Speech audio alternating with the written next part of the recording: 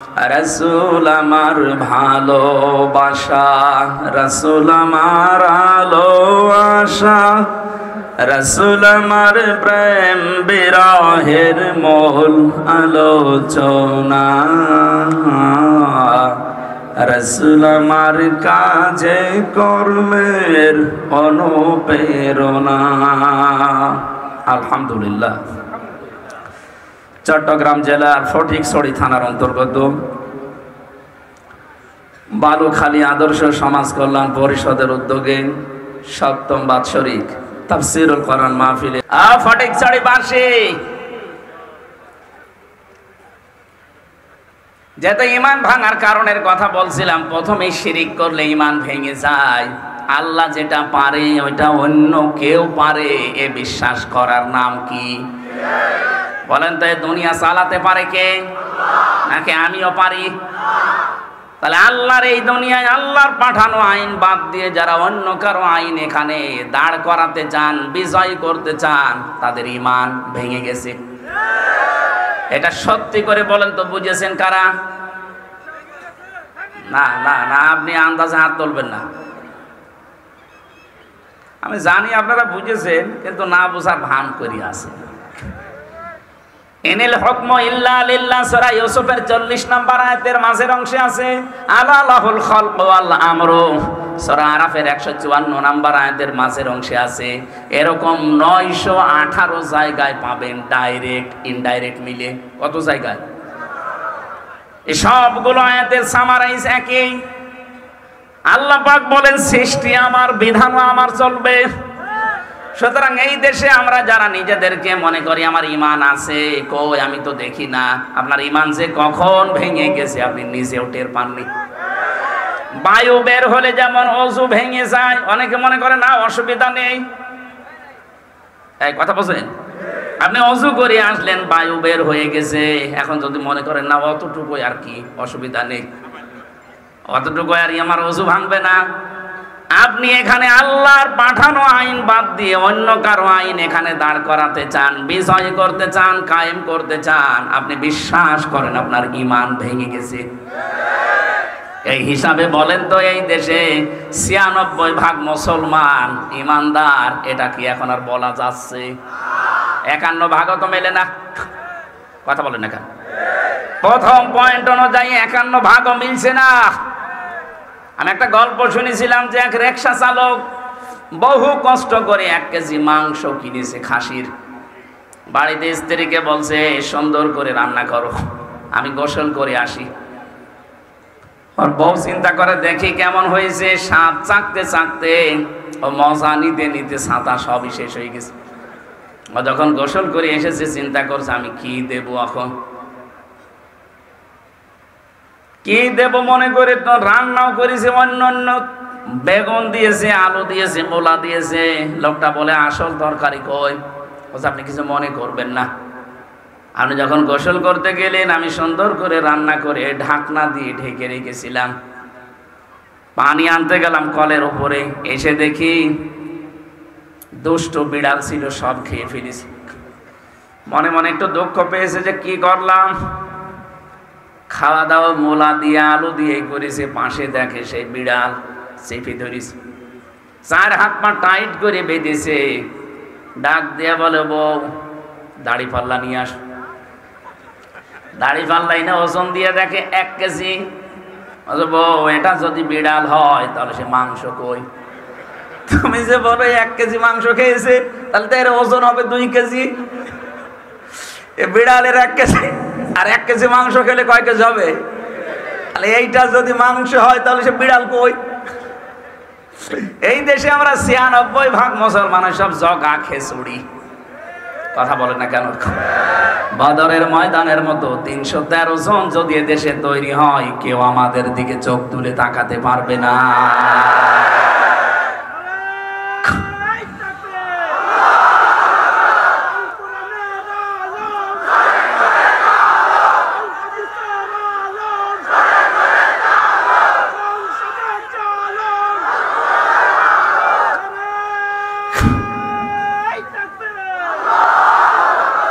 চট্টগ্রামবাসী আমাদের এই দেশে 18 কোটি মানুষের কিছু না থাক, অন্তত ঈমান আছে। ঈমানটা যদি ওই বদরের ময়দানের মতো সাহাবীদের মতো 313 জনের মতো হয়ে যেত, এই দেশে আমার মনে হয় 54 বছর আগে ইসলাম কায়েম হয়ে যেত। আমরা শুধু জগা খেচড়িতে আছি, কখন সে ঈমান গেছে কখন ভেঙে গেছে আমি জানি না, অথচ বিশ্বাস করি আছি না অতটুকু বায়ু বের হলে আর কি হয়, অথচ অজু যে ভেঙে গেছে ও টেরই পাইনি। কথা বলে না কেন? তাহলে শিরিক করলে কি ভেঙে যায়? শিরিকের এক কথায় জবাব কি? আল্লাহ যেটা পারে ওটা অন্য কেউ পারে বিশ্বাস করার নাম। আরো জোরে বলেন। আমি মাত্র একটা উদাহরণ দিলাম, আমি একটা উদাহরণ মাত্র দিয়েছি যে আল্লাহ পাক বলেন জমিন আমি বানিয়েছি, আইন চলবে আল্লাহর। এখানে আল্লাহর আইনের বিপরীতে যারা অন্য কারো আইন কায়েম করতে চান, প্রতিষ্ঠা করতে চান, আপনার কিন্তু ঈমান ভেঙে গেছে। আর আমরা চাই এইরকম ঈমানদার যে যারা আল্লাহর তৈরি করায় পৃথিবীতে আল্লাহর আইন দিয়ে চালাবে, এরকম ঈমানদার চাই। কথা বলে না কেন? তৈরি হচ্ছে ইনশাআল্লাহ। আগস্টের 5 তারিখের আগের জরিপ দেখবেন, এই দেশে মাত্র 100 জনের 15 জন মানুষ চাইতো যে কোরআনে কারিমের বিধান এই দেশে কায়েম হোক। কি কথা বলেন না কেন? আপনি একটু চোখ কান খোলা রেখে দেখবেন, মাত্র 100 জনের 15 জন এই দেশে মানুষ চায় যে কোরআনের বিধান কায়েম হোক। কিন্তু এই 4.5 মাসের ব্যবধানে এই জানুয়ারি মাসে জরিপ আসে, আপনি দেখবেন জানুয়ারির জরিপগুলো ইন্টারন্যাশনাল যেগুলো জরিপ আছে, তারা এই দেশের উপরে একটা চিত্র তুলে ধরেছে যে এই দেশে এখন 100 জনের 58 জন মানুষ চাচ্ছে যে কোরআনের বিধান কায়েম হোক। 4.5 মাসের ব্যবধানে যদি এই পরিবর্তন এসে যায়, আর কিছুদিন যেতে দেন, 100 জনের 100 জন মানুষ চাইবে দেশে কোরআন কায়েম হোক। কারণ তারা টের পাচ্ছে যে কোরআনের বিধান নেই, এই কারণে চাঁদাবাজি চাই। কোরআনের বিধান নেই, এই জন্যই মেয়ে লোককে বেপরদায় চলতে দেখা যায়। কোরআনের বিধান থাকলে মুসলিম মেয়েদের আপনি বোরকা ছাড়া দেখতে পাবেন না। কথা বলেন না কেন? সাদা কিসের সাদা? আমির জামাত ডাক্তার শফিকুর রহমান হাফিজাহুল্লাহ ঘোষণা দিয়েছেন, ইসলাম যদি এদেশে আসে তার পরের দিন আমরা যে কাজ করব, সাদাবাজি বন্ধ করব। মানুষ এখন সব ধর্মের মানুষই টের পাচ্ছে, তাই তো এইটাই তো আসল কথা। তাহলে ইসলাম এইটাই দরকার, কারণ 54 বছর আমরা দেখেছি বিভিন্ন মানুষের শাসন, সাদাবাজি বন্ধ করতে পারেনি। আমি অনেক হিন্দুর সাথেও কথা বলে দেখেছি, তারা বলছে এবার দেখি না ইসলাম একটু আসুক না, দেখি সাদাবাজি আসলে বন্ধ হয় কিনা। আর আমি গ্যারান্টি দিলাম বন্ধ হবে। কে বন্ধ হবে না? এই জন্য অনেকের মাথা খারাপ হয়ে গেছে। কিশোরগঞ্জের এক ফজু পাগলা আছে, ফজলুর রহমান ফজু পাগলা, এখন মাথা খারাপ হয়ে গেছে। ছাত্রলীগের সভাপতি ছিল আগে, নমিনেশন দেয়নি হাসিনা, এই জন্য পরিবর্তন হয়ে এসেছে অন্য এক দলে। এসে ওর মাথা খারাপ, এখন বলছে না এ দেশে ইসলামপন্থী যারা আছে ওরা 10%-এর বেশি ভোট পাবে না। আরে ভাই, 15.5 বছরে ভোট হয়েছে যে ভোট পাবে? আপনি ভোট দিয়ে দেখেন। হিন্দু পর্যন্ত এখন যা বলছে আপনি দেখছেন না, মাথা কি এমনি খারাপ হয়ে গেছে। আমি আগে পয়েন্টগুলো শেষ করি, কথা বুঝতেছেন আপনারা? ঈমান ভেঙে যায় কয় কারণে? 2 নম্বরে কেউ যদি কুফরি করে, কুফরি মানে ঢেকে রাখা। এই যে এখানে যারা চাষ করে খান, কৃষক, এদের আরবিতে কিন্তু কাফের বলে। কি চাষ করে খায় এদের কি বলে? কেন? কারণ এরা এই যে বীজ মাটির নিচে ঢেকে রাখে না, এই কারণে এদের কাফের বলা হয়। ইসলামের কোন বিধান কেউ যদি জানার পরেও গোপন করে রাখে, চেপে রাখে, সেও এক প্রকার কাফের। তার ঈমান আছে না গেছে? 3 নম্বরে পেয়েছি যারা নেফাক, সব ধর্মকে যারা সমান মনে করে।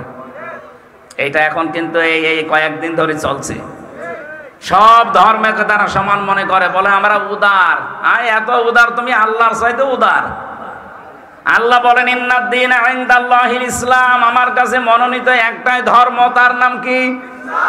ইসলাম বাদ দিয়ে পৃথিবীর 4,500 ধর্মের কোনো দাম নেই আল্লাহর কাছে। আর আপনি বলেন না সব ধর্ম সমান, আপনার ঈমান আছে না ভেঙে গেছে? ভেঙে গেছে। 4 নম্বরে যারা নবী ছাড়া অন্য কারো আদর্শ ভালো মনে করে এদেশে নেই। আপনি যে বলছেন মান ক্বালা লা ইলাহা ইল্লাল্লাহ দাখালাল জান্নাহ, কালেমা পড়েছি জান্নাত যাবেন, ঠিক আছে কালেমা আছে। যারা নবী ছাড়া অন্য কারো আদর্শকে ভালো মনে করে তার ঈমান তো ভেঙে গেছে। কথা বলেন না কেন? খুবই গুরুত্বপূর্ণ বিষয় বলছি, যারা শিক্ষিত মানুষ তারা টের পাচ্ছে। খুব খেয়াল করে শোনেন, এটা রেকর্ড হচ্ছে, সারা দেশে কাল যাবে। 5 নম্বরে পেয়েছি যারা আল্লাহর বিধানকে ভালো মনে করে না। কত মানুষ এই দেশে এখন জানান দিয়েই দিয়েছে যে আমরা শরিয়া আইনে বিশ্বাস করি না। বলেন তো তার ঈমান আছে না গেছে? এটাকে আপনি জোর করে দাবি করবেন? এই পয়েন্টগুলোর সাথে মিলা লাগবে। আমি বানিয়ে লিখেছি, সবগুলো তাফসীর থেকে তোলা। যারা আল্লাহর আইনকে বিধানকে যাদের কাছে ভালো লাগে না, অন্য আইন যাদের কাছে ভালো লাগে, তার ঈমান ভেঙে গেছে। 6 নম্বরে দ্বীনের কোন বিধানকে যারা কটাক্ষ করে, এই যে লোকটা জানিয়েছে যে কোরআনের সাথে রাজনীতির কোনো সম্পর্ক নেই, একটা কটাক্ষ। আপনি কোন কারণে এটা বলতে গেলেন? ওয়ালা তাকফু মা লাইসা লাকা বিহি ইলমুন, যে বিষয়ে জ্ঞান নেই ওই বিষয়ে মুখ খুলবা না। এ ফতোয়া কার? সূরা বানী ইসরাইলের ভেতরে আছে 37 নম্বর আয়াতে, যেই কথা জানো না ওই কথা বলবা না। আপনি জানেন না যে 918 জায়গায় আছে রাজনীতি করা লাগবে কোরআন দিয়ে, আর আপনি বললেন না রাজনীতির সাথে কোরআনের সম্পর্ক নেই। আপনার ঈমান আমার মনে হয় এই পয়েন্ট অনুযায়ী নেই। 7 নম্বরে বেশি যারা জাদুকর, এদেশে তো জাদুকর নেই। বিভিন্ন বাস স্ট্যান্ডে আর ট্রেন স্ট্যান্ডে দেখবেন স্টেশনে বসে বসে হাত দেখে সব বলে দেয়। এমন এমন জাদু করে, নবীকে পর্যন্ত ওই জামানায় জাদু করেছিল, এখন অনেকে জাদু করছেন। জাদু করলে আপনার ঈমান কিন্তু ভেঙে যাবে, নষ্ট হয়ে যাবে। 8 নম্বরে পেয়েছে যারা মুসলমানদের বিরুদ্ধে ষড়যন্ত্র করে। এখন চলছে না এটা? কথা বলেন না কেন? এদের তো সব এক হয়ে গিয়েছিলাম আমরা, হঠাৎ করে দাদা বাবুরা কি মাথায় দিয়ে গেল আর আপনি পাগল হয়ে গেলেন। এখন আপনি মুসলমানদের বিরুদ্ধে ষড়যন্ত্র আরম্ভ করেছেন। আপনার কথাবার্তা শুনলে সব কোরআনের বিরুদ্ধে, হাদিসের বিরুদ্ধে, আলেমদের বিরুদ্ধে। আপনি নামতে নামতে এত নিচে নেমে পড়েছেন যে আলেমদেরকে আপনি ধর্ম ব্যবসায়ী বলেন। কথা বলছেন এখন? কথা বলেনি এদেশে একজন? ওর ঈমান নেই, ঈমান ভেঙে গেছে। ভাঙা ওযু দিয়ে যেমন নামাজ হয় না, ওর ওই ভাঙা ঈমান দিয়েও জান্নাতেও যাবে না। ও যদি জান্নাতে যায় তাহলে 8 নম্বর পয়েন্ট কেটে বাদ দিয়ে দিন। যারা এই কথা বলতে পারে আলেমরা ধর্ম ব্যবসায়ী, আপনি কি এতদিন ছিলেন না তাদের সাথে? কোন কারণে এখন কথা বলছেন? আমরা জানি আপনার পেছনে কেউ নাড়াচাড়া দিচ্ছে। দাদারা এসে মনে হয় কিছু ঘোলাপালা দিয়েছে যে অসুবিধা নেই, তোরা আসবি, আমরা তোদের সাথে আছি, তোদের সাথে সম্পর্ক আবার আমাদের ওই কন্যার মতো হবে। আপনাদের সাথে কারো সম্পর্ক ভালো নেই, আমাদের সাথে ভালো হবে কি করে? আফগানিস্তানের সাথে একটা বর্ডার আছে, সম্পর্ক ভালো নেই। পাকিস্তানের সাথে বর্ডার আছে, সম্পর্ক ভালো নেই। মায়ানমারের সাথে বর্ডার আছে, ভালো নেই। চীনের সাথে বর্ডার আছে, ভালো নেই। মালদ্বীপের সাথে বর্ডার আছে, ভালো নেই। নেপালের সাথে আছে, ভালো নেই। ভুটানের সাথে আছে, ভালো নেই। এ দেশের সাথে ভালো ছিল, কন্যা ছিল, ভালো ছিল, কন্যা নেই, ভালো নেই। এখন আবার ওরা কয়েকদিন আগে এসে ঘোষণা দিয়েছে যে এই স্বাভাবিক অবস্থা আবার ফিরবে যদি নির্বাচিত সরকার ক্ষমতায় আসে তাদের সাথে। এই একটা হাওয়া লাগিয়েছে, ওরা মনে করছে কি হনুরে, কি হনুরে। 1 আগস্টের 5 তারিখ পেয়েছেন আপনি, দিন পাল্টিয়ে গেছে। এখন এদেশের জনগণ যা চাবে তাই হবে। কথা বলেন, কারো ইশারা এদেশে চলবে না ইনশাআল্লাহ। যদি আবার কাউকে জীবন দেওয়া লাগে, জীবন দেওয়ার মতো মানুষ কিন্তু এদেশে আছে। আপনি মনে করছেন নেই? 2732 জন মানুষ যদি জীবন দিতে পারে 24 সালে, এখনো এরকম 2732 জন রেডি হয়ে আছে। দাদাদের কোনো মাতব্বরি এদেশে চলবে না ইনশাআল্লাহ। কারণ এত মিথ্যা কথা বলা দাদা আমাদের দরকার নেই। আপনি মাইক্রোসফটের রিপোর্ট দেখেন, তামাম দুনিয়ায় সবচাইতে বেশি মিথ্যা তথ্য পরিবেশন করে এই ইন্ডিয়া। এত তথ্য মিথ্যা দেয় পৃথিবীতে কোনো রাষ্ট্র নেই, অথচ খ্রিস্টানরা এই রিপোর্ট পাঠিয়েছে। এত মিথ্যা কথা বলেন কোন কারণে? আপনারা, আমরা তো প্রতিবেশী না?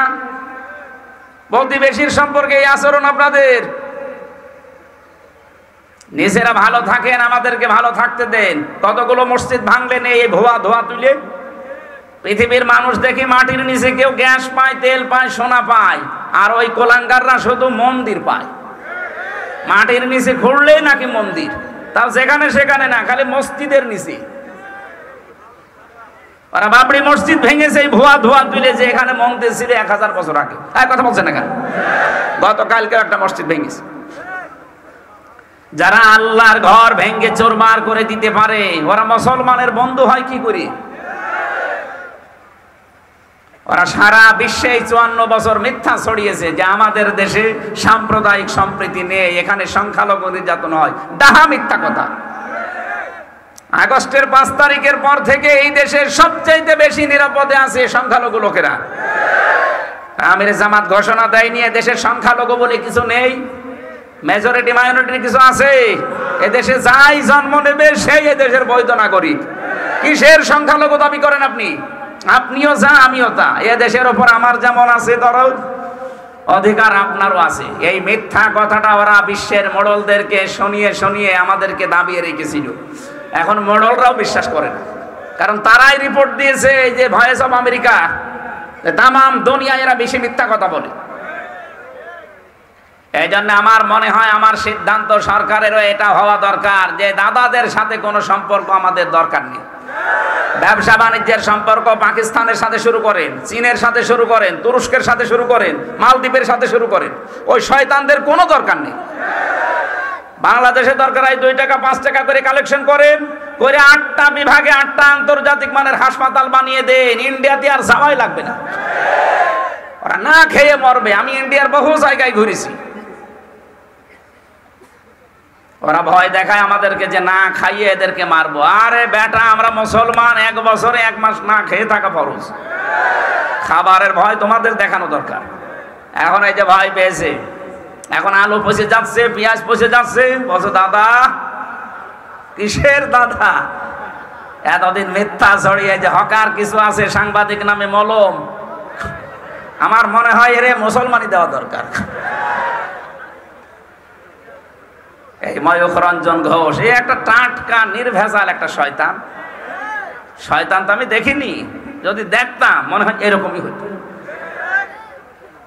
এত মিথ্যা কথা মানুষ বলে কি করি? সুতরাং এদের সাথে মিলিয়ে যারা ষড়যন্ত্রে লিপ্ত আছেন এই দেশ নিয়ে, এই দেশের মুসলমান এবং আলেমদের নিয়ে, আল্লাহর কসম আপনার ঈমান ভেঙে গেছে। আমি জানি আলোচনা কালকেই সারা দেশে ছড়ালে অনেকের আবার চুলকানি নতুন করে শুরু হবে। চুলকানি হলে কি দেওয়া লাগে?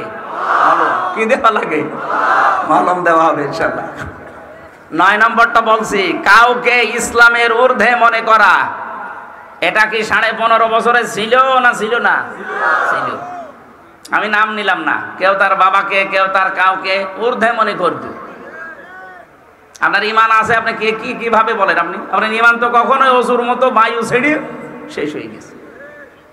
10 নাম্বারটা বলছি, ইসলামের কোন বিধানকে কেউ যদি ঘৃণা করে, সূরা সেজদার 22 নাম্বার আয়াতে আছে, ইসলামের দিকে আপনাকে ডাকা হয়, অথচ আসতে তো চানই না, আর উলট পালট কথা বলেন। অমান আসলামু মিম্মান ইফতারা আলাল্লাহিল কাযিবা ওয়া হুয়া ইউদআ ইলাল ইসলাম আল্লাহু লা ইয়াহদিল কওমাজ জালিমিন। আমার ভাইরা, যে কথা বলছিলাম যে মুমিন 2 প্রকার, একটা কামেল মুমিন আর একটা হচ্ছে ফাসেক মুমিন। পরিপূর্ণ ঈমানদার, বিনা হিসাবে বিনা বিচারে জান্নাতে চলে যাবে। গুনাহগার, এদের ঈমান থাকা লাগবে, কিন্তু এই 10টা পয়েন্টের একটা থাকলে তার ঈমান আছে না গেছে? বলেন বলেন, এর বাইরে থাকা লাগবে আপনাকে। আমি কি পয়েন্টগুলো আবার বলবো? আপনারা রেকর্ড করে নিয়েছেন, অবশ্যই বাড়িতে যে মিলিয়ে দেখবেন আপনার ভেতরে আবার আছে কিনা। যদি থাকে মনে করবেন আপনি আর জাহান্নাম থেকে বের হবেন না, কারণ আপনার ঈমান ভেঙে গেছে। ভাঙা ওযু দিয়ে নামাজ হয় না, ভাঙা ঈমান দিয়ে জান্নাতেও যাওয়া আরো জোরে বলেন যাবে না। এবার সফল মুমিন যারা, তাদের পরিপূর্ণ গুণ আল্লাহ দিয়েছেন 7টা। এখানে যারা বসে আছি আমরা দেখি তো আমাদের ভেতরে কয়টা আছে। রব্বুল আলামিন বলেন আল্লাযীনা হুম ফি সালাতিহিম খাশিউন।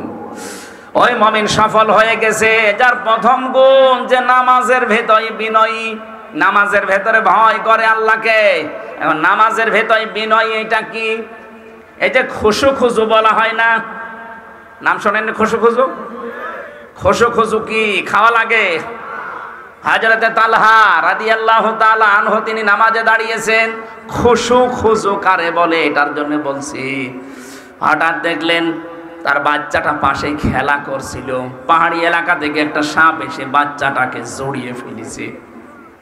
হযরতে তালহা তিনি নামাজে তেলাওয়াত করছিলেন, এই জন্য ওইদিকে ভ্রুক্ষেপ করেননি।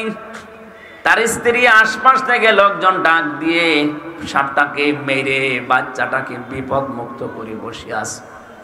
হযরতে তালহা নামাজ শেষ করার পরে ডাক দিলেন, স্ত্রী এতগুলো মানুষ বাড়ির ভেতরে কি করে? হযরতে তালহার স্ত্রী বলে, স্বামী আমার, আপনি যখন নামাজে দাঁড়িয়েছিলেন বাচ্চাটাকে সাপে জড়িয়ে ফেলেছিল। আমি চিন্তা করলাম নামাজে আছেন, আপনাকে ডাকা যাবে না, আশপাশের মানুষজন ডাক দিয়ে আমরা বিপদ মুক্ত হয়ে গেছি। হযরতে তালহার স্ত্রী বললেন, স্বামী এতগুলো আওয়াজ চেঁচামেচি, এতগুলো কর্মকাণ্ড ঘটে গেল, আপনি একটা বারের জন্য ওদিকে নজর দেননি?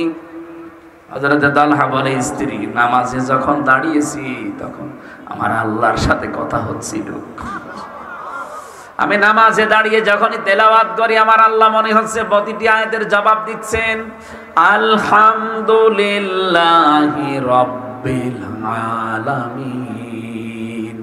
আমি যেন কানে শুনতে পাচ্ছি আমার মালিক আমাকে শোনাচ্ছেন, সাদাক্তা ইয়া আবদি, আমার বান্দা সত্য বলেছে। জোরে বলেন সুবহানাল্লাহ। কি নামাজে তারা দাঁড়িয়েছিলেন খুশু খুশু নিয়ে। আমার এদের তো এরকম নামাজই হয় নাকি? কত মানুষ আমরা নামাজে দাঁড়িয়ে খুশু খুশু তো দূরের কথা, একটা মশা কামড় দিলে আগে মশা মেরে তারপরে আল্লাহু আকবার বলে। নামাজের সেজদার ভেতরে যে কি মজা আছে, এটা নিরিবিলি না হলে আপনাকে বোঝানো যাবে না। আপনি নিজে বোঝ পাবেনও না। যখন লম্বা করে সেজদা দেবেন রাতের বেলা, দেখবেন একটা আলাদা প্রশান্তি আপনি পাবেন। আমি নিজে হালকা পাতলা পেয়েছি, এই জন্য আমি আপনাদের আহ্বান জানাচ্ছি। জেলখানায় তো 3টা বছর জালেমরা আমার এই কন্ডেম সেলের ভেতরে তালাবদ্ধ করে রেখেছিল। যেহেতু দুনিয়ার কোনো খোঁজ খবর আমি পাইনি, 24 ঘন্টা শুধু কোরআন শরীফ ছাড়া আর কোনো কিছু পড়ারও জায়গা নেই। কি পড়বেন? ওই বঙ্গবন্ধুর জীবনী দিয়ে যায়, ও ছাতা পড়ে করবো কি? বঙ্গবন্ধুর ছোটবেলায় কি করেছে, যৌবন বয়সে কি করেছে, কয় কাজে হুকু খেয়েছে, চীন সফর করেছে, কিভাবে রাষ্ট্র গঠন করেছে, শুধু এই সব। ছাতা পড়ে সময় নষ্ট করবে কে?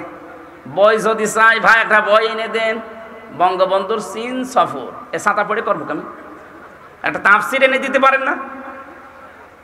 বলে না আমাদের আদেশই এইটা যে ফাঁসির কন্ডেম সেলে যারা থাকবে তাদেরকে আল্লাহর ওলির এই জীবনী পড়াবা, ওইটা নিয়ে এসে দিত। আমি এবারে বলেছিলাম এক কারারক্ষীরে, ভাই এগুলো না দিয়ে আপনি এই বইটা নিয়ে এসে দিতে পারেন না যে আমার ফাঁসি চাই? এই কথা বলেন মানে? হ্যাঁ, ওই বইটা নিয়ে এসে দিন, আমার ফাঁসি চাই, এই বইটা নিয়ে এসে দেন। আমি মেজর ডালিম বলছি, এই বইটা নিয়ে এসে দেন। আপনি বঙ্গবন্ধুর আত্মজীবনী নিয়ে এসে দেয়। মানুষের জীবন পড়ে কোনো মানুষের জীবন পরিচ্ছন্ন হবে না। যদি হয় তাহলে মুহাম্মদ রাসূলুল্লাহটা হবে। তার জীবনে একটা মিথ্যা কথা নেই। আর আপনি যার অনুসরণ করতে বলেন ওর জীবন পুরাটাই তো মিথ্যা। রাহিকুল মাখতুম চেয়েছিলাম একদিন, যে রাহিকুল মাখতুমটা নিয়ে এসে দেন, ওইটা পড়লে আমার জ্ঞান বাড়বে। ঢোকাতে দেয় না শয়তানরা ওখানে। কোন উল্লেখযোগ্য তাফসির একটা ঢোকাতে দেয় না। নবীজির কোন উল্লেখযোগ্য জীবনী, প্রায় 13টা জীবনী আছে ওনার, একটাও নিয়ে আসতে দেয় না। খালি ওই আল্লাহর ওলিদের কি কি করেছে ওদের এইসব। ওই চেতনাকে কাজে লাগিয়েই তো দেশটার 12টা বাজিয়েছে। আবার অনেকে এখন দেখছি ওই পুরাতন চেতনার এই ঢোল, ভাঙ্গা ঢোল আবার বাজাচ্ছে। সাবধান, এই ফ্যাসিস্টের কোন বানানো শব্দ বাংলাদেশে উচ্চারণ করবেন না। সব রাজাকার, আল বদর এসব সব বাদ। এখন নতুন করে বাংলাদেশ গড়ার সময় এসেছে। কথা বলেন না কেন? আর আমার মনে হয় যারা মুরব্বী হয়ে গেছে, যারা সকালে কি বলে বিকালে কি বলে, ঠিক রাজনীতি ওরা করে হচ্ছে ব্যবসার জন্য। ওদের আর কোনো ব্যবসা নেই, বাণিজ্য নেই, রাজনীতি ওদের ব্যবসা। এজন্য আশা করবো যারা এরকম ভুল ভাল বকেন, চাচা এরশাদের মতো সকালে এক কথা বিকালে আর এক কথা, এই কথা বলছে না কেন? এরকম কথা অনেকে বলছে না। আপনাদের আর রাজনীতি করার দরকার নেই, আপনারা এই মাঠ থেকে চলে যান। নতুন যারা এখন এই দেশ স্বাধীন করেছে তাদের হাতে তুলে দিন। এই দেশ যখন স্বাধীন করতে পেরেছে, দেশ চালাতেও পারবে। অনেকে এদের দামও দিতে চায় না। এরা কি করেছে, আপনি কি করেছেন? হ্যাঁ, এই 15.5 বছর তো আপনি কি করেছেন?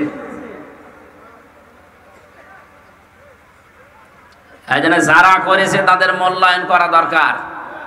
এখন জুলাইয়ের শ্বেতপত্র এই যে ঘোষণা হওয়ার সময় অনেকে বাধা দিচ্ছেন।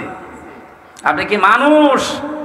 খালি ঈদের পরে করে করে 15.5 বছর জালেমদেরকে টিকিয়ে রাখলেন।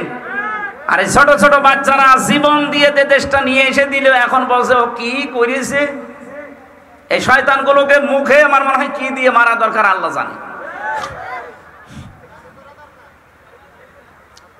মানুষের একটা হালকা কৃতজ্ঞতা বোধ থাকে। এরা কি, এরা কুকুরের চাইতেও খারাপ। কুকুরকে একটা হাড় দিলে তাও তো সে পাহারা দেয়।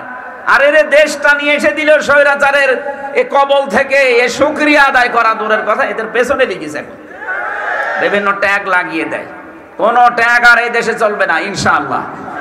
কোন চেতনার নাম নিয়ে আর সামনে আপনি আসতে পারবেন না, কারণ দেশের মানুষের কালো চশমা আর নেই। কথা বলেন না কেন? কালো চশমা আছে আমাদের এই দেশে। আমার যতটুকু বাস্তবতা দেখতে পাচ্ছি, মানুষের যে আগ্রহ, এই দেশের জাতীয় স্লোগান হওয়া দরকার নারায়ে তাকবীর। ওই জয় বাংলা বাংলা সব বাদ দেন। এই দেশে 96% মুসলমান, এখন তাকবীর হবে, লিল্লাহে তাকবীর।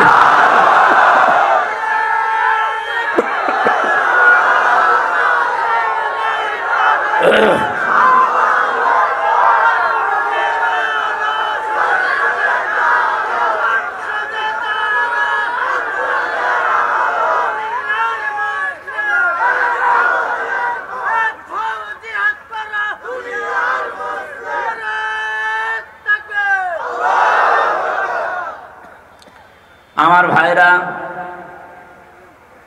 নামাজের ভেতরে খুশু সাহাবায়ে কেরাম যেহেতু দেখিয়েছেন, আমরা গভীর রজনীতে যখন দেখেছি রাত 2:30-3টার সময় উঠে লম্বা একটা সেজদা দিলে এমনিতে যেহেতু গোনা মোনা হয় না ওই জায়গায়, কারণ 24 ঘন্টা আপনি যাবেন কোথায়? আর মেয়ে লোকও নেই যে গোনা করবেন। মহিলা যদি না থাকে অনেক গোনা থেকে বেঁচে থাকা যায়। কি কথা বলে না কেন?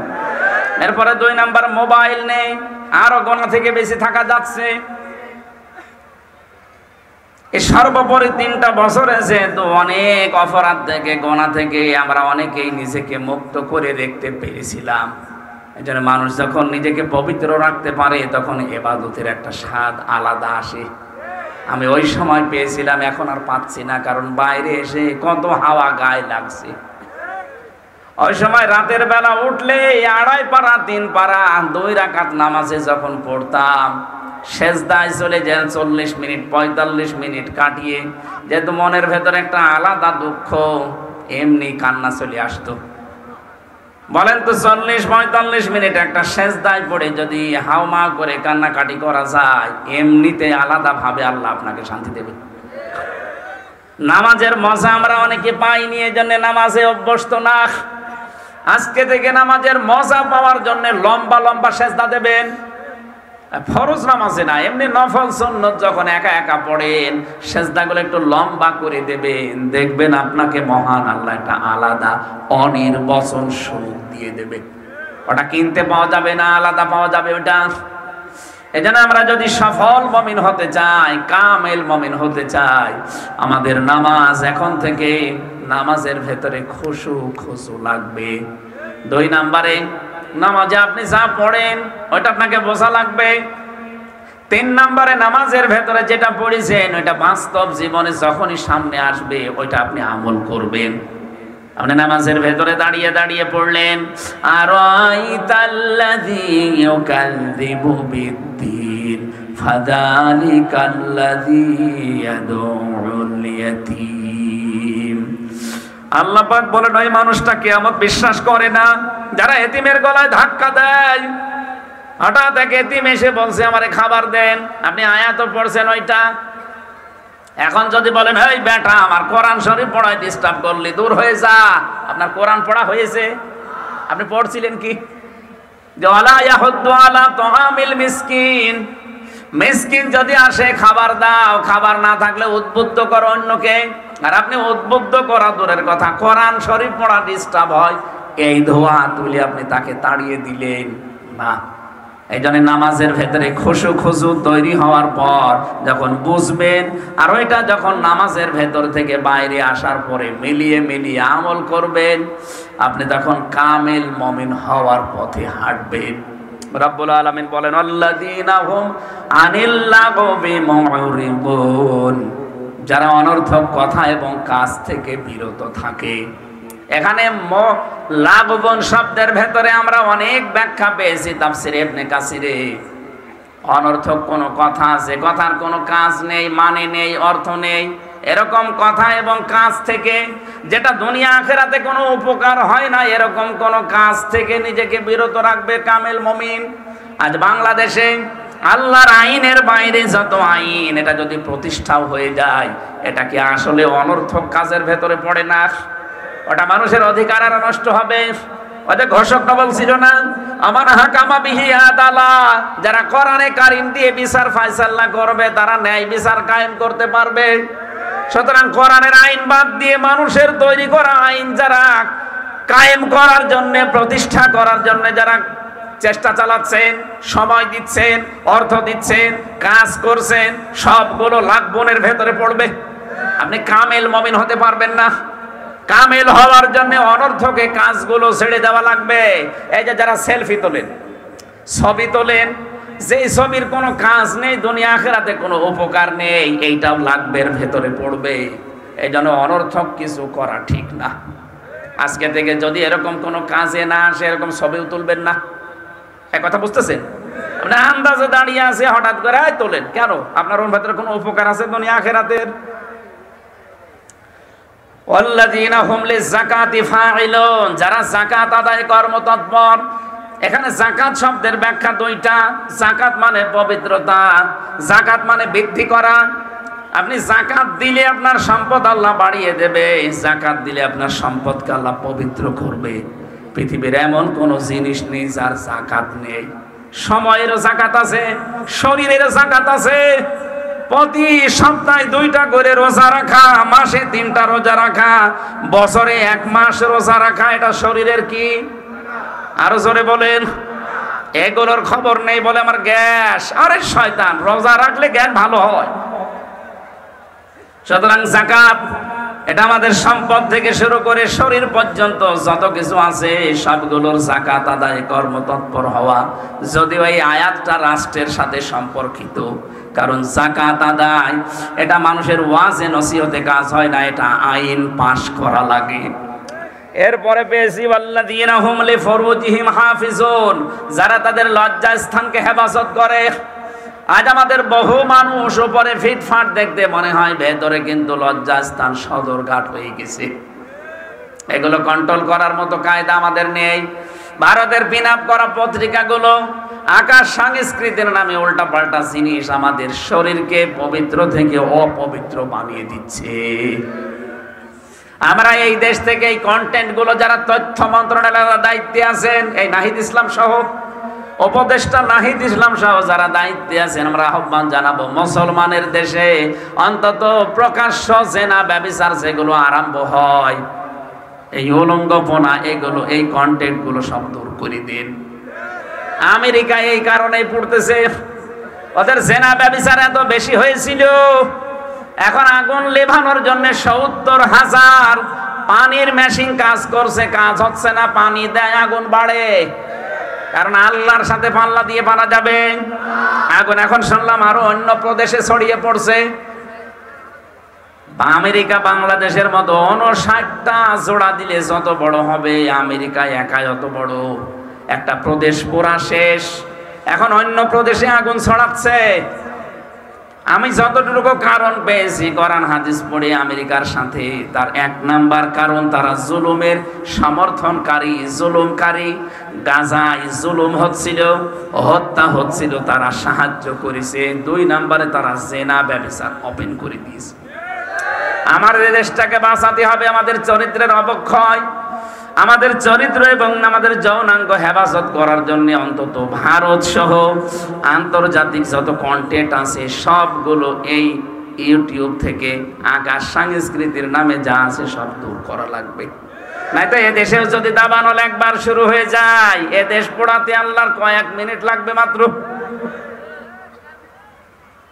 এরপরে পেয়েছি ইল্লা আলা যাওয়াজিহিম আও মা মালাকাত আইমানুহুম ফাইন্নাহুম গায়রু মালুমিন। তবে সেই মানুষগুলো তিরস্কৃত হবে না, নিন্দনীয় হবে না, যারা নিজেদের স্ত্রীকে ব্যবহার করে আর মালিকানাধীন দাসীকে বাদ দিয়ে অন্য কাউকে কামনা করে না। যেহেতু দাসীর প্রথা এখন আমাদের দেশে নেই, আর ওটা যদি সময় আসে তখন আবার হবে। এখন শুধু স্ত্রী বাদ দিয়ে অন্য কাউকে কামনা করা হারাম। এক কথা বলেন না কেন? আমরা যদি সফল মুমিন হতে চাই, নিজের বউ বাদ দিয়ে অন্য কারোর সাথে লাইন করা। আরো আসতে বলেন। এই যে পরকীয়া প্রেমে যারা আছেন, এখনই তওবা করে বাড়ি যাবেন। যে না, নিজের স্ত্রী ছাড়া, নিজের স্বামী ছাড়া, জায়েজ এই 2টা জায়গা ছাড়া অন্য কোনো কামনা করাই জায়েজ নেই।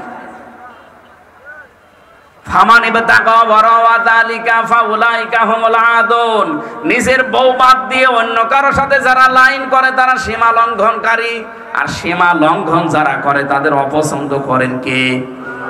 আরো জোরে বলেন। আল্লাযীনা হুম লিআমানাতিহিম ওয়া আহদিহিম রাউন। যারা তাদের আমানত এবং যাদের ওয়াদা তারা রক্ষা করে চলে। আজ কত আমানতের খেয়ানত হয়ে গেল এই দেশটা থেকে। সরকারি মালগুলো সব মনে করতো নিজের গনিমত। এজন্য এক একটা প্রকল্প চালু করে, প্রকল্প না, এটা ডাকাতি করেছে। এ পদ্মা সেতু তৈরি করতে 32,000 কোটি টাকা খরচ। এখন প্রমাণ হচ্ছে এত টাকা হলে 4টা ব্রিজ এরকম বানানো যায়। একজন দরবেশ কত টাকা চুরি করেছে দেখেছেন? 36,000 কোটি। বাইরের দেশে যে দেখবেন কেউ বেগম পাড়া, কেউ সাহেব পাড়া বানিয়ে বসে আছে। আরে শয়তানরা, এই টাকাগুলো বাইরে পাচার না করি এই দেশে যদি মানুষের কর্মসংস্থান তৈরি করে দিত, জীবনও এই দেশ থেকে জনগণ তোদের তাড়িয়ে দিত না। এখন এই দেশে প্রায় 36 লাখ যুবক বেকার। 36 লাখ যুবক বেকার হয়ে পড়ে আছে। অথচ টাকাগুলো সব পাঠিয়েছে বাইরের দেশে। কেউ সাহেব পাড়া, কেউ বেগম পাড়া, কেউ সুইস ব্যাংকে রেখে দিলেন। কি করছেন টাকা নিয়ে? নিজেও ভোগ করতে পারছেন না। কারণ সাহেব পাড়ায় যে থাকবেন যখন পিটিয়ে মেরে ফেলবে। হোটেলে থাকে শয়তানরা। আমি মালয়েশিয়া ছিলাম কয়েকদিন আগে, যে হোটেলে উঠে দেখি 2 শয়তান নিচে বসে আছে। কি গো এখানে? হুজুর আমরা আগেই পালিয়েছি। কেন সাহেব পাড়ায় থাকবেন না? বলে না, ওখানে যে মার খাবো। তার মানে নিজের বানানো বাড়িতেও থাকতে পারলেন না। এই জন্য আগামীতে যারা আসবেন তারা যেন আমরা এরকম কিছু করেন না। তাতে আপনার বাড়িও কিন্তু জালেমদের মতো শ্মশান হয়ে যাবে। আর ওয়াদা আহাদিহিম রাউন, সংরক্ষণ করবে তাদের ওয়াদা। সামনে কিন্তু ওয়াদার মৌসুম আসছে। অনেক ওয়াদা অনেকে দেবে। যারা ওয়াদা রক্ষা করতে পারে, এই 5.5 মাসে অনেকে প্রমাণ দিয়ে ফেলেছে যে ওয়াদা করলে কারা রক্ষা করতে পারে। আপনি সেই ওয়াদা রক্ষাকারী মানুষদেরকে আপনার আমানত দেবেন। কথা বলেন না কেন? আল্লাযীনা হুম আলা সালাওয়াতিহিম ইউহাফিজুন। যারা নামাজ সমূহের সংরক্ষণ করে, হেফাজত করে, তার মানে 5 ওয়াক্ত ফরজ নামাজ যেন ছেড়ে দেবেন না। উলাইকা হুমুল ওয়ারিসুন, এরাই হচ্ছে ওয়ারিস। আল্লাযীনা ইয়ারিসুনাল ফিরদাউস হুম ফিহা খালিদুন। এরা হচ্ছে জান্নাতুল ফিরদাউসের ওয়ারিস, চিরকাল সেখানে থাকবে। আল্লাহ আমি সহ যারা এসেছি আমাদেরকে অনুসরণ করার এই 7টা গুণ তৌফিক দাও, বলেন আমিন। মেয়েরা যারা এসেছেন, সম্মানিতা মা বোনেরা, আপনাদেরকে আমি আদর্শ হিসাবে মেনে নেওয়ার জন্য হাদিস শরীফ থেকে 6 জনের নাম শোনাচ্ছি। আপনার তাওয়াক্কুল হওয়া লাগবে হযরতে হাজেরার মতো, আল্লাহর উপরে ভরসা। 2 নম্বরে আপনার ইবাদত বন্দেগী হওয়া লাগবে হযরতে মরিয়মের মতো। আপনার দৃঢ় ঈমান তৈরি করা লাগবে হযরতে আসিয়ার মতো। আপনার স্বামী ভক্তির নিদর্শন হবে খাদিজাতুল কুবরার মতো। ঈমান এবং এলেম আপনার অর্জন করার যোগ্যতা থাকা লাগবে আয়েশা রাদিয়াল্লাহু তাআলা আনহার মতো। আপনার পর্দা হবে হযরতে ফাতেমাতুজ জোহরার মতো। এই 6 জনকে আপনি সামনে আদর্শ মেনে চলবেন, আমি আশা করব এর জীবনী পাওয়া যায়। আমি লিখেছি 6টা মানুষের জীবনী দিয়ে, দেখি ওই বইটা দেখি। এই যে আদর্শ নারী, এখানে 6 জন মানুষের জীবনী এবং আমল দেওয়া আছে। আপনার স্বামীকে দিয়ে, ছেলেকে দিয়ে, স্টেজে আছে অথবা গাড়িতে আছে, এটা নিয়ে যান, পুরাটা পড়বেন। আপনার আদর্শ এখন ঐশ্বরিয়া না, আপনার আদর্শ পরিমণি না, আপনার আদর্শ সাদাকাতা ইয়া রাব্বানা। عن عباس رضي الله تعالى عنه قال قال النبي صلى الله عليه وسلم من ذاق طعم الإيمان من رضي بالله ربا وبالإسلام دينا وبمحمد رسول الله صلى الله عليه وسلم نبيا ورسولا. رواه مسلم. وعن أبي هريرة رضي الله تعالى عنه قال قال النبي صلى الله عليه وسلم اتقي دعوة المظلوم فإنها ليس بينه وبين الله حجاب. رواه مسلم. وما زادهم إلا إيمانا وتسليما. اللهم صل على سيدنا مولانا محمد.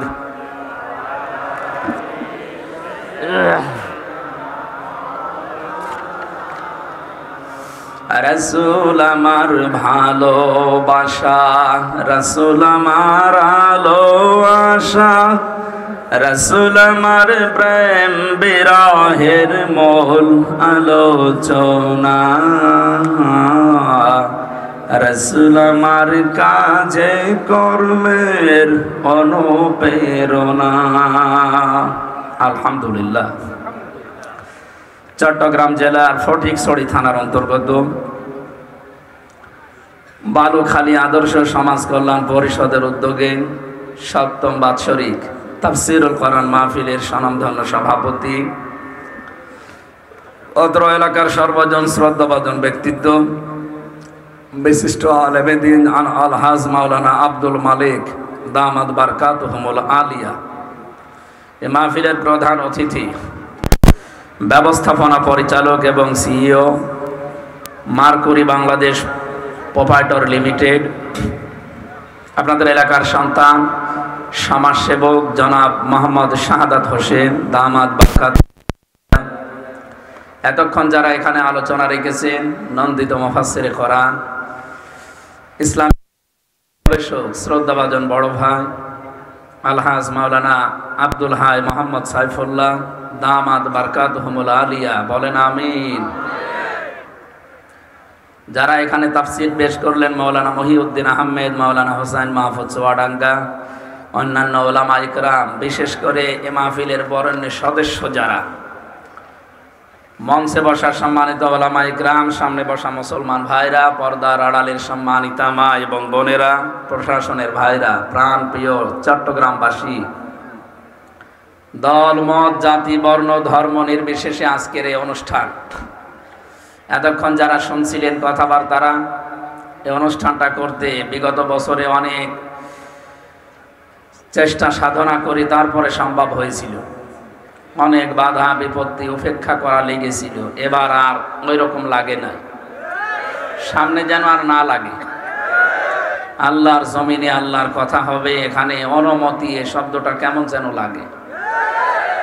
এটা যদি সিঙ্গাপুর হতো, যেখানে 100 জনের 95 জন অমুসলিম, তাহলে মেনে নিতাম। এখানে 100 জনের 96 জন মুসলমান। আমরা এখানে ওইটা নিতে গেলে একটা মুসলমানের কেমন লাগে না? সামনে এরকম পরিবেশ যেন আর ভিড়ে না আসে। কিছু কিছু মানুষ দেখছি এখনো ওলট পালট কথা বলছে। গত পরশুদিন একজন জানিয়েছে, বাংলাদেশের এক জেলার, আমি নাম নিলাম না, উনি জানিয়েছে 15 বছর তো অন্তত অনুমতি নেওয়া লাগতো, আমরা যদি আসতে পারি অনুমতি দেব না। একটা কথা বললেন, এই কথাটা আরো কিছুদিন পরে বলতে পারতেন। মানুষ তো সব চিনে ফেললো আগে, যে আপনারও মনে হয় ওইরকম। এইটা এখন বলা আপনার ঠিক হয়নি, আপনি ক্ষতি করে ফেললেন আপনার দলের। এটা বলবেন, আরো পরে বলবেন। কথা বোঝে? পুলিশ এসেছে একজনকে ধরার জন্য, ছেলেকে জিজ্ঞাসা করছে, এই তোর বাবা কোথায়? বলছে খাটের নিচে বলি আছে, বলবো না। তো আর বলা লাগে? তো সব বলেই দিয়েছে। আপনি যা করলেন, এদেশের জনগণ তো আপনাকেও বুঝে ফেলেছে যে আপনি কি করবেন। এই জন্য বলছিলাম যে এটা এখনই বলা ঠিক হয়নি, আরো অন্তত চেয়ারে বসে বলতে পারতেন, তাহলে একটু ভালো হতো। কারণ এরকম কিছু করবেন আমরা টের পাচ্ছি। যারা এই কথা বলতে পারে যে কোরআনে রাজনৈতিক কোনো কথা নেই, তারা এই কাজ করবে। কি এই কাজ করবে না? এই জন্য এরকম ক্যান্সার গুলো আমার মনে হয় ওরাও একটা মাজলুম দল, এই ক্যান্সার গুলো বাদ দেওয়া দরকার। যারা ডানপন্থী আছে, শহীদ রাষ্ট্রপতি জিয়াউর রহমান, আল্লাহ তাকে জান্নাতুল ফেরদাউস নসিব করুন। যে হাজিদের জন্য আরাফাতে যে কাজটা করেছে, কিয়ামত পর্যন্ত সাদগায়ে জারিয়ার সওয়াব সে পেতেই থাকবে। সে আলেমদেরকে যেভাবে সম্বোধন করতো বিভিন্ন অনুষ্ঠানে গিয়ে, যে আমার মৌলবী সাহেবরা কোথায়, আর আপনারা কি আরম্ভ করেছেন? সুতরাং মাজলুম দলের বদনাম হয় এমন কোনো কাজ আপনার দ্বারা আমরা আশা করি না। এমনকি যারা সর্বোচ্চ দায়িত্বে আছে তারাও এটা চায় না।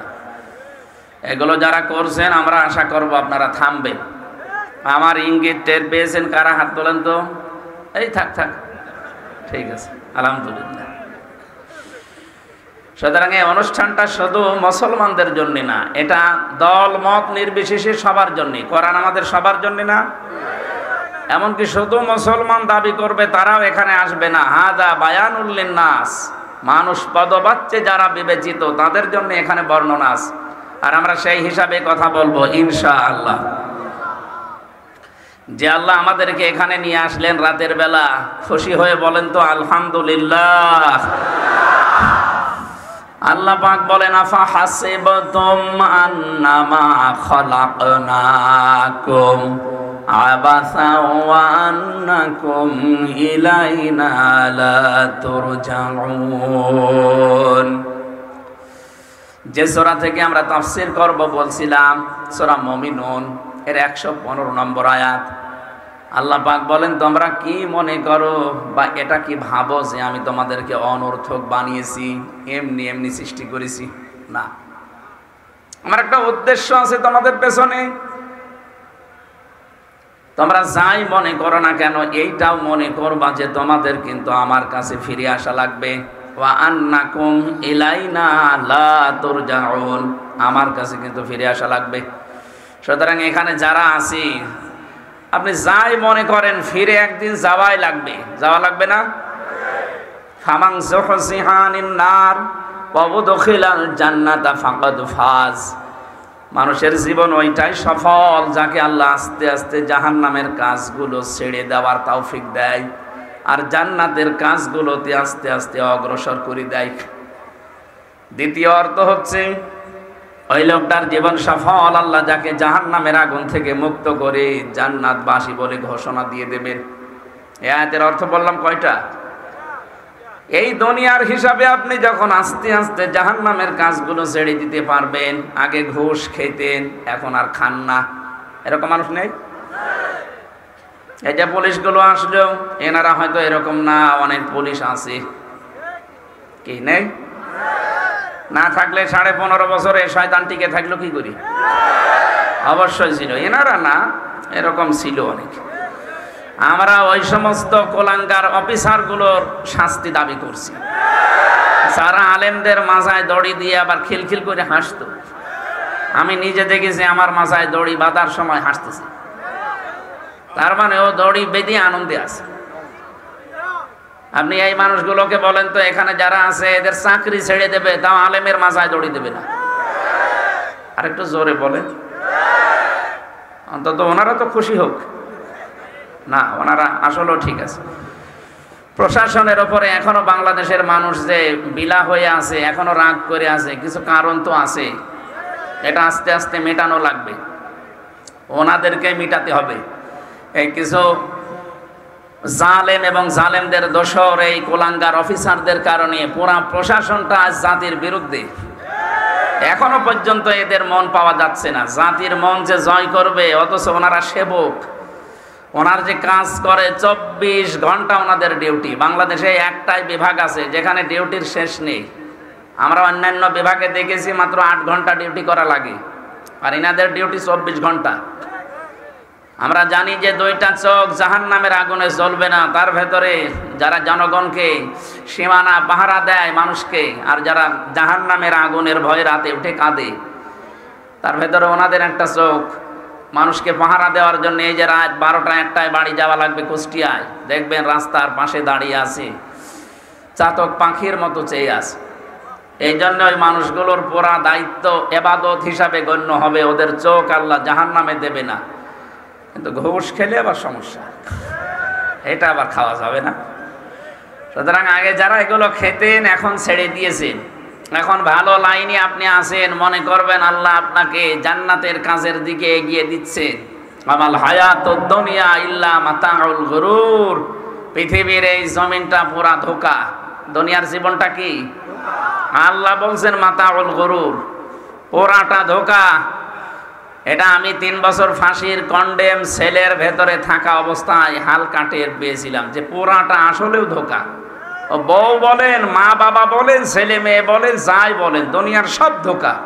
মাঝে মাঝে এই চিন্তা আসতো, তাই তো এটা আসলেও ধোঁকা। কারণ ওখানে এত অসহায় লাগে নিজেকে। চট্টগ্রামবাসী, আমি আমার নিজের থেকে বলছি, ধোঁকা এই কারণে বললাম, আজকের শাহাদত সাহেবের যে বাড়িতে ছিলাম, বিশাল সুন্দর বাড়িটা, যদিও পুরাতন। এখন উনি 100 বছর পরে যদি এই বাড়িতে এসে বলে যে এই ভিটা আমার বাবার, এখানে আমি বসবাস করতাম, 100 বছর পরে আসলে এখানে যারা বাস করবে তারা ওনারে চিনবে? চিনবে না। আমার বাবার নাম রিয়াজউদ্দিন, তার বাবার নাম জাহান আলী, তার বাবার নাম নমাজ আলী। এরপরে আমি আর চিনি না। হ্যাঁ, এরপরে আমি আর চিনি না, আর আমার জানারও দরকার নেই। এখন অথচ আমার এই নমাজ আলী সাহেব মাত্র 61 বছর আগে মারা গেছে। কত বছর? এই লোকটা যদি এখন ফিরে আসে কুষ্টিয়ায়, বলে এই 2 তলা বাড়ি আমার, এটা আমি বানিয়েছিলাম, এই ভিটা আমার, বলেন তো ওর দাঁত মুখ খুলে ফেলবো না? ইয়ার কি মারেন আপনি? হ্যাঁ, কিসের নমাজ আলী আপনি?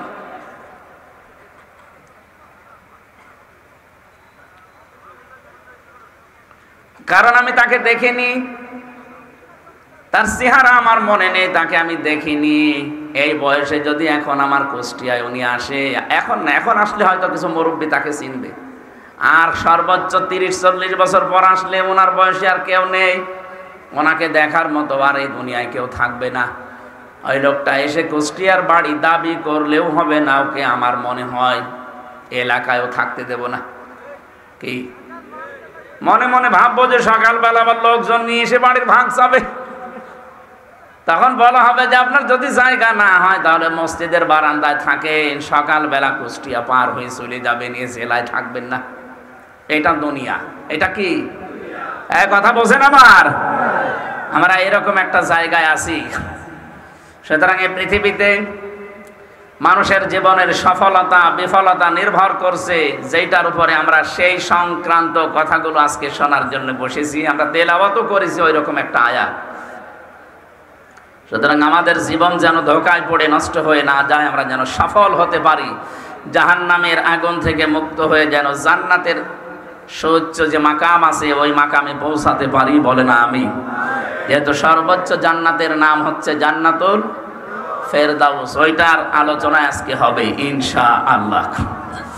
দরুদ আর সালাম পড়ছি আমাদের নবী মুহাম্মদুর রাসূলুল্লাহ সাল্লাল্লাহু আলাইহি ওয়াসাল্লামের প্রতি।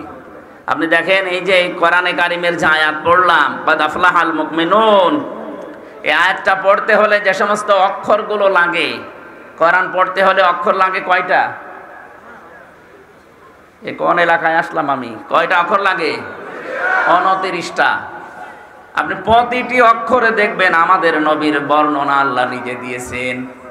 আপনি যেখানেই দেখবেন প্রথমেই আলিফ, আলিফ দিয়ে আল্লাহ আমার নবীকে ডাক দিয়েছেন আহমাদ। আহমাদ নেই কোরআনে? তার মানে প্রশংসিত আমার নবী। বা দিয়ে আল্লাহ পাক আমার নবীকে ডাক দিয়েছেন বাশির, বিশ্ব নবী ছিলেন সুসংবাদদাতা। তা দিয়ে আমার নবীকে আল্লাহ ডাক দিয়েছেন মুত্তাকি, আমার নবী পরহেজগার ছিলেন।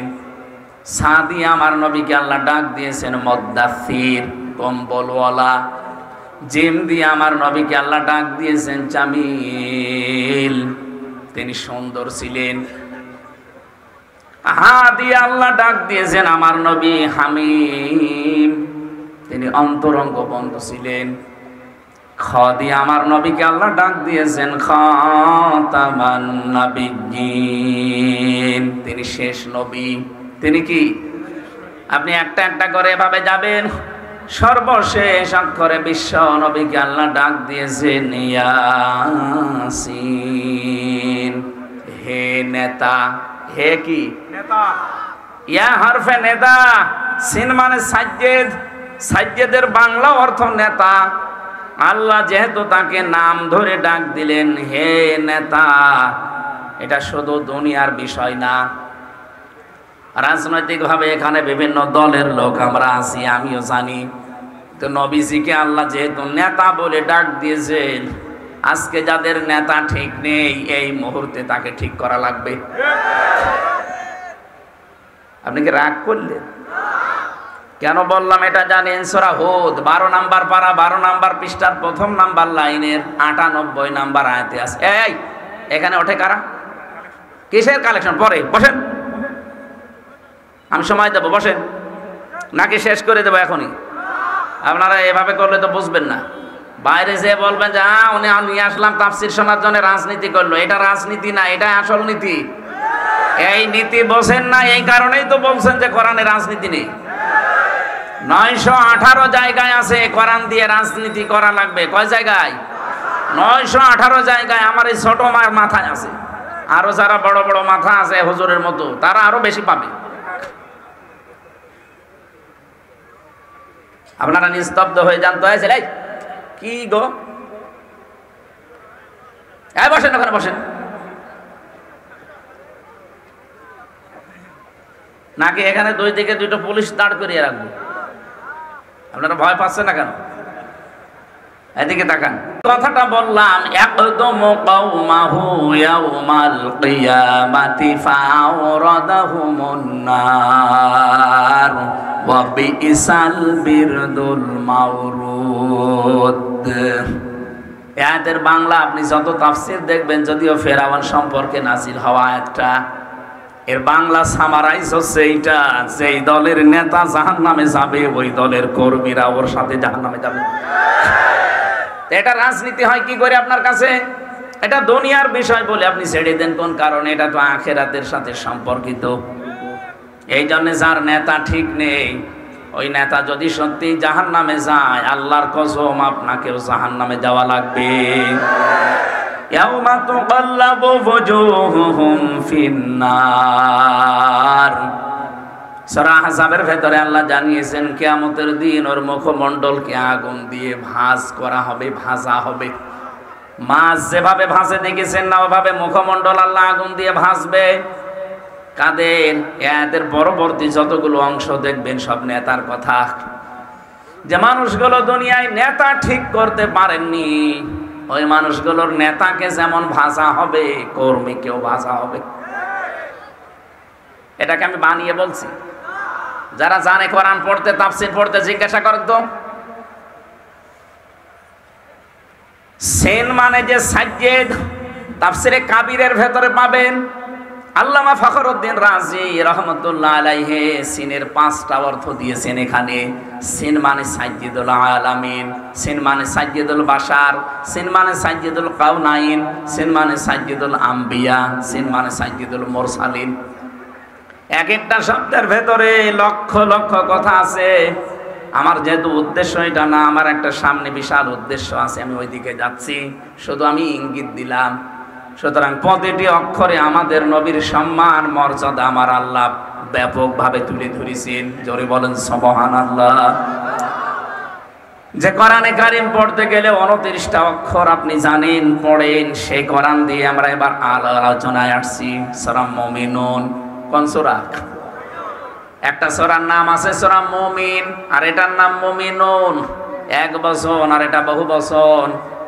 রব্বুল আলামিন মুমিনুনের ভেতরে 118টা আয়াত দিয়েছেন, 6টা রুকু আছে। কোরআনে কারীমের 23 নাম্বার সূরা, এটা মক্কায় নাযিল হয়েছে। আমরা তেলাওয়াত করছি, এরপরে তাফসিরে যাচ্ছি। আছেন এদিকে, আছেন না? বলেন, জবান খুলে তেলাওয়াত করেন। আউযু বিল্লাহি মিনাশ শাইতানির রাজিম, বিসমিল্লাহির রহমানির রহিম, قد أفلح المؤمنون।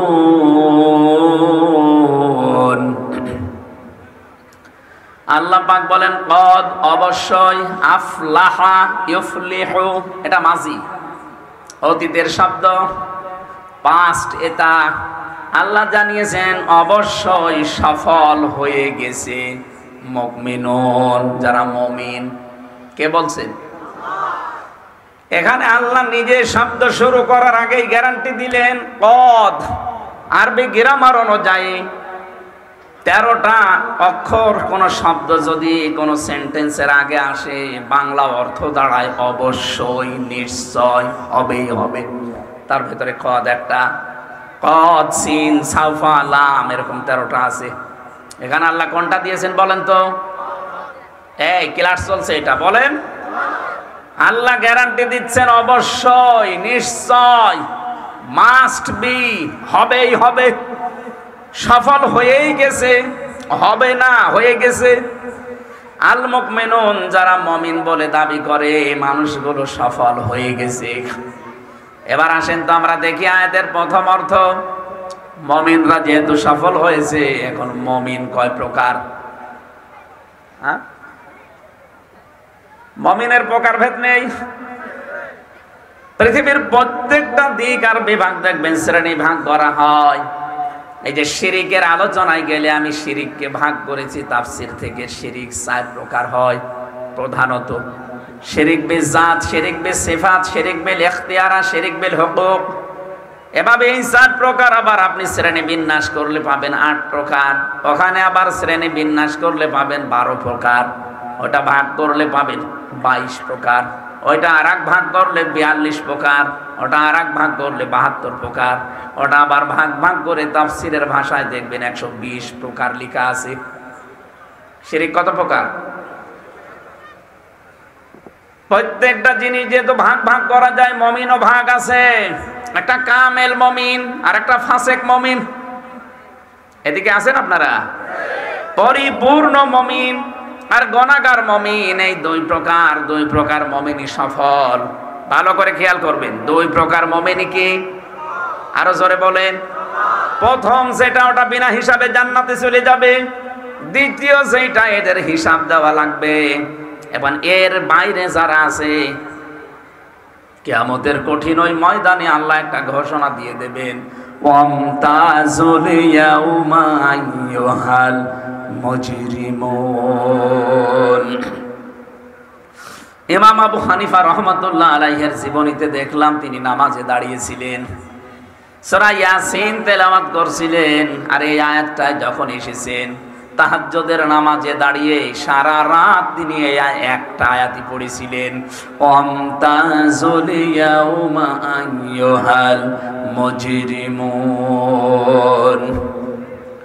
আল্লাহ পাক কিয়ামতে ঘোষণা দিয়ে দেবেন, এই হাসরবাসী, এখানে যারা মুজরিম আছে, পাপিষ্ট আছো, আমার নেককার বান্দাদের থেকে তোমরা আলাদা হয়ে যাও। আজ তো সবাই এক জায়গায় বসতে পেরেছি, হয়তো কেউ নিষেধও করে না, উঠেও যেতে বলে না। কিয়ামতে এরকম কঠিন ময়দান শুরু হবে, আল্লাহ নিজে বিচারের এই কাঠগড়ায় বসবেন। এজলাসে বসেই তিনি বলবেন, না, এখানে সবাইকে এক জায়গায় থাকা যাবে না, যারা পাপিষ্ট মুজরিম আমার মুমিন বান্দাদের থেকে আলাদা হয়ে যা। ইমাম আবু হানিফা বলেন, আমি চিন্তা করছিলাম নামাজি আয়াতটা নিয়ে, কিয়ামতে যদি আল্লাহ আমাকে ও মুমিনদের থেকে আলাদা করে দেয়, কি অবস্থা হবে আমার। আপনি চিন্তা করেছেন কোথায় তার অবস্থান? তিনি যদি এই চিন্তা ভাবনা করেন আমাদের কি হয়েছে।